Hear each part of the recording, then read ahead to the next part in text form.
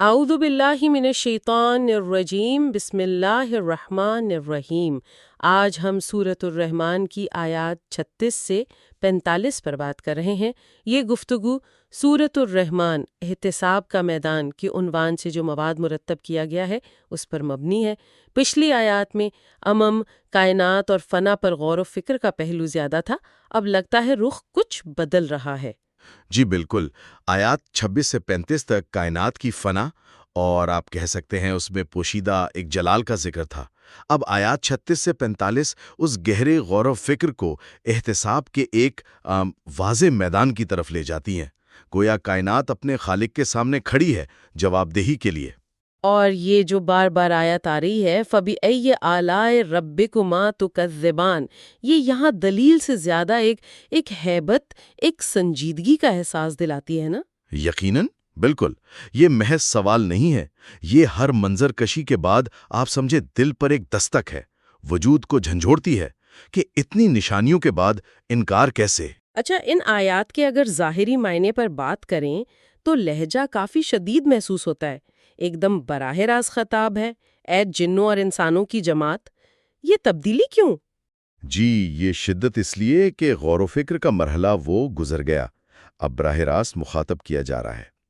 یہ یاد دہانی ہے کہ شعور اور اختیار کے ساتھ احتساب لازمی ہے، اور وہ جو چیلنج ہے، اگر تم نکل سکتے ہو آسمانوں اور زمین کے کناروں سے تو نکل بھاگو، یہ اصل میں فرار کی دعوت نہیں ہے۔ اچھا، یہ اپنی محدودیت کے اعتراف کا مطالبہ ہے کہ نکلنا بھی ممکن نہیں مگر سلطان یعنی اللہ کی دی ہوئی طاقت یا اجازت سے۔ اور یہ جو فرمایا گیا تم پر آگ کا شعلہ اور پگھلا ہوا دھواں چھوڑا جائے گا، یہ منظر کشی تو بہت ہولناک ہے۔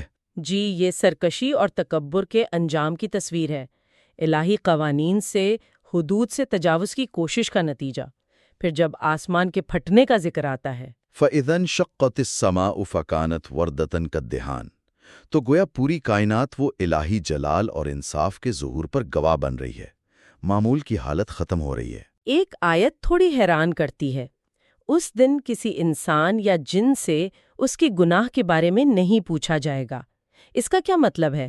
کیا حساب نہیں ہوگا؟ نہیں، اس کا مطلب یہ نہیں کہ حساب نہیں ہوگا، بلکہ یہ کہ سچائی اتنی واضح اور عیاں ہو جائے گی کہ وہ زبانی سوال جواب کی ضرورت باقی نہیں رہے گی۔ اعمال خود بولیں گے، نیتیں خود بولیں گی۔ اچھا، اگلی ہی آیت وضاحت کر رہی ہے، مجرم اپنی نشانیوں سے پہچانے جائیں گے، یعنی ان کے چہروں پر، ان کے وجود پر، ان کے اعمال اور باطنی کیفیات کے نشانات ظاہر ہوں گے۔ تکبر، نفاق یا ایمان، تقوی، سب عیاں ہوں گا۔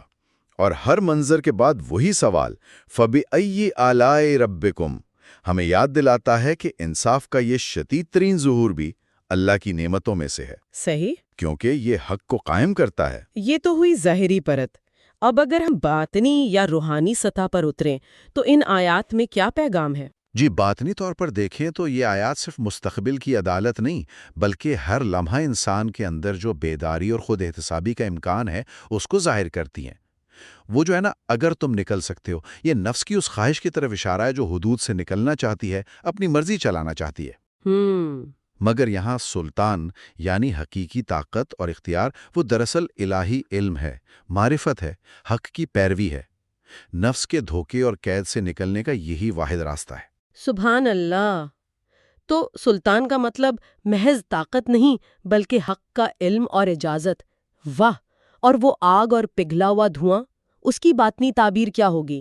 وہ آپ سمجھے آگہی اور سچے شعور کی آگ ہے جو نفس امارہ یعنی وہ نفس جو برائی پر اکساتا ہے، اس کی ناپاکیوں کو، جھوٹ کو، ریاکاری کو، خواہشات کو جلا کر راکھ کر دیتی ہے تاکہ صرف خلوص باقی رہے۔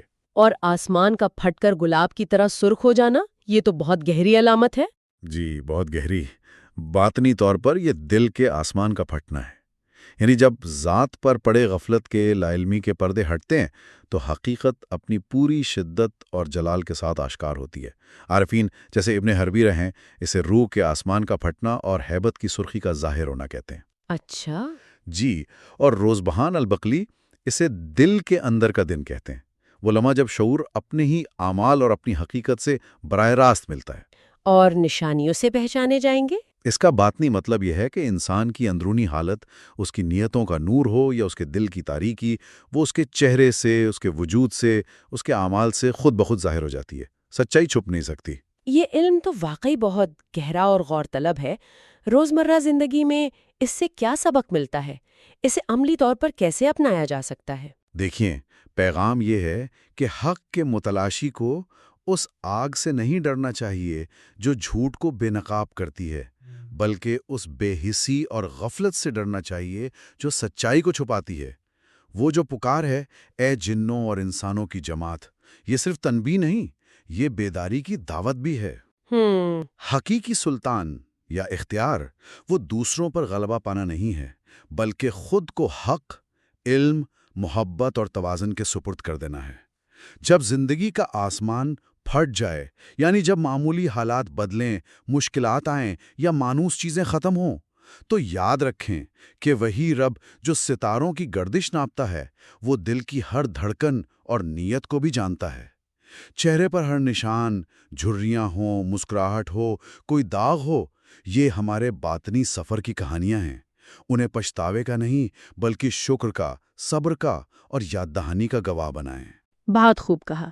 خلاصہ کریں تو یہ آیات کائناتی غور و فکر سے براہ راست احتساب کی طرف ایک اہم موڑ ہے، اور اس کے اثرات ظاہری کائنات اور ہمارے باطنی وجود دونوں پر مرتب ہوتے ہیں۔ بالکل، اور اس پوری کیفیت کا نچوڑ ایک دعا کے مفہوم میں یوں آ سکتا ہے: اے مشرق و مغرب کے رب، جب میرے وجود کا آسمان پھٹے اور حقیقت آشکار ہو، مجھے اپنے حق پر قائم رکھنا۔ جو آگ مجھ پر اترے وہ سزا نہیں، بلکہ پاکیزگی کی روشنی ہو۔ اگر میں تیری مقررہ کردہ حدود سے نکل نہیں سکتا تو مجھے اپنی وسیع رحمت میں جگہ عطا فرما، اور جب میرا چہرہ میرے سامنے لایا جائے تو وہ تیری مغفرت کا آئینہ ہو۔ آمین۔ یہاں جلال اور ہیبت کے بعد سورت کا رخ پھر رحمت کی طرف مڑ رہا ہے۔ فنا اور احتساب کے ذکر کے بعد اب انعام کا بیان شروع ہوگا، اور اس شخص کے لیے جو اپنے رب کے سامنے کھڑا ہونے سے ڈرا دو باغ ہیں۔ گویا وہ خوف جو احتساب سے پیدا ہوا تھا اب قربت اور انعام کا ذریعہ بن رہا ہے۔ جو آگ پاک کر رہی تھی اب وہی روشنی بن کر راستہ دکھائے گی۔ جی، اور آخری بات غور کرنے کی شاید یہ ہے کہ ہماری باطنی حالت کی یہ نشانیاں یہ صرف آخرت میں ہی ظاہر نہیں ہوں گی، یہ تو ہر لمحہ مسلسل ہمارے وجود پر، ہمارے چہرے پر، ہمارے کردار میں نقش ہو رہی ہیں۔ کیا ہم اس پر توجہ دے رہے ہیں؟